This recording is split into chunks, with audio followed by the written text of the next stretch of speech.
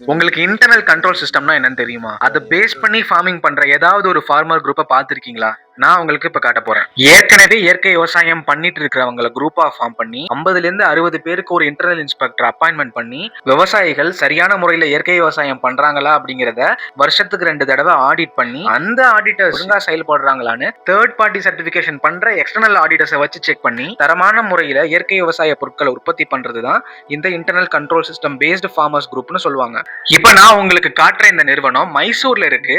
இவங்க 1 kilo organic சியா சீட்ஸை 600 ரூபாய்க்கு sale பண்றாங்க.